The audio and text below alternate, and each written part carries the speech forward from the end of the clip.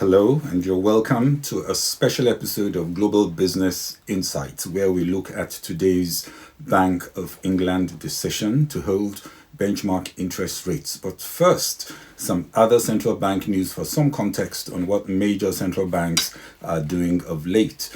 The People's Bank of China announced today that it kept the loan prime rate unchanged as widely expected. The Chinese central bank held the 1 year and 5 year loan prime rate steady at 3.45% and 3.95% respectively. The Swiss National Bank also said today it has lowered its main policy rate by a quarter of a percentage point, citing a drop in underlying inflationary pressure. This was despite an uptick in some costs like rent, tourism services, and oil products. The Swiss Central Bank was first among counterparts in major financial centers in March to cut interest rates by a quarter point reduction, which caught many market watchers then by surprise. Switzerland's central bank today has cut its key interest rate for the second straight meeting. Earlier this month, Canada's central bank cut its main interest rate to 4.75%, having held it at 5% since July last year, also making it the first G7 nation to loosen monetary policy in the current cycle. In the European Union, inflation rate increased to 2.7% in May from 2.6% in April 2024. Services inflation in the euro area increased to 4.1% in May 2024. That was the highest in 7 months, from 3.7% in April. But also earlier this month, that did not stop the European Central Bank from lowering for the first time in nearly 5 years, perhaps pressed by the weak economy, signaling a pivot away from its aggressive policy to stamp out a surge in inflation. The benchmark deposit rate was lowered to 3.75% from 4%, the highest in the bank's 26-year history, and where the rate has been since September.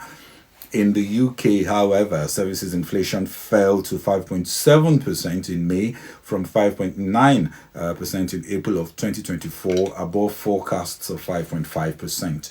The annual inflation rate in the UK, however, slowed to 2% in May, the lowest since July 2021, from 2.3% in April, and in line with forecasts, having now returned to the Bank of England's 2% target, led by a slowdown in costs of food and gas.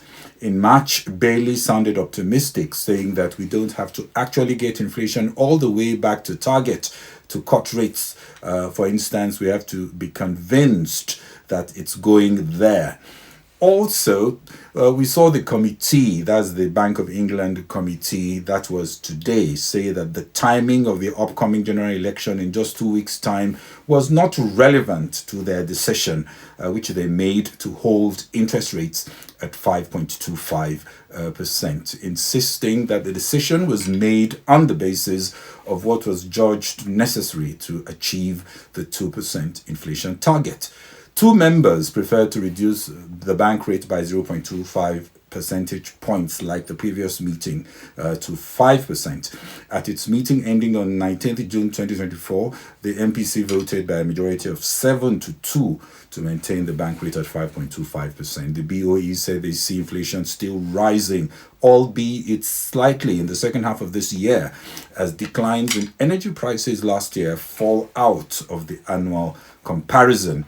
Services consumer price inflation was 5.7% in May, down from 6.0% in March, but still higher than what they expect to see. They also saw that the restrictive stance of monetary policy is indeed weighing on activity in the real economy, leading to a looser labor market and bearing down on inflationary pressures.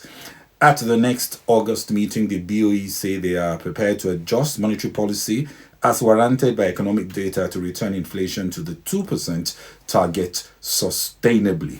The bank will therefore continue to monitor closely indications of persistent inflationary pressures and resilience in the economy as a whole, including labor market conditions, wage growth, and services price inflation.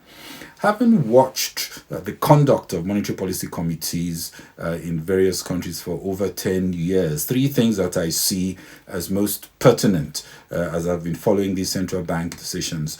One, of course, is independence. First, of course, independence from the politics and executive is, of course, required, but also from markets and their own expectations driven by an array of considerations. Independence can come at an increasing political cost as a wave of anti-incumbency driven by unbearable financial conditions hits voters. But the last thing you also want to see is MPCs that are driven by market views. Second, the uncertainty around data integrity. We have a multiplicity of factors which make data more difficult to predict and interpret for central banks. Data dependence can box the MPC or the FOMC or the committee into a hole, depending on the integrity and factors shaping the data you are working with. The danger here is that policy actors will kill the economy by acting too late to reduce rates. The most important issue, I think, is varying factors that impact inflation differently. In some environments, it is mainly the supply factors like oil demand shock or insecurity in, say, Nigeria. In others, like in the US, it tends to be more demand, and sometimes it's a bit of both. Supply side reform can be more complex and difficult to execute, and interest rate changes have become the easy magic bullets simply because they are easier to execute. In many countries where borrowing appetite or intensity of borrowing is low, with most of the population unable to afford to borrow and most people working in the informal sector, effectiveness of interest rates as a tool to manage inflation and get maximum employment is really questionable. In richer economies where wage growth tends to be high, the journey to bring prices down can also be longer as high inflation expectations keep prices up. The next Bank of England decision will be in August, when a new government, most likely a new party, will be in power. The Bank of England have taken a cautious decision today and explained it with sticky services inflation, saying that the drop to their 2% target does not look sustainable for now, even though it was achieved in the last data. Some analysts see a clear signal to the markets and the public that after the bank completes its new forecast for the economy, a cut is now the most likely outcome at its next rates meeting in August. But no one really knows for sure. For now, mortgages and costs to borrowers in the UK will have to remain at an all-time high. And this is more bad news, of course, for Rishi Sunak. Well, that's it from us on this special episode. Join us tomorrow for more on Global Business Insights.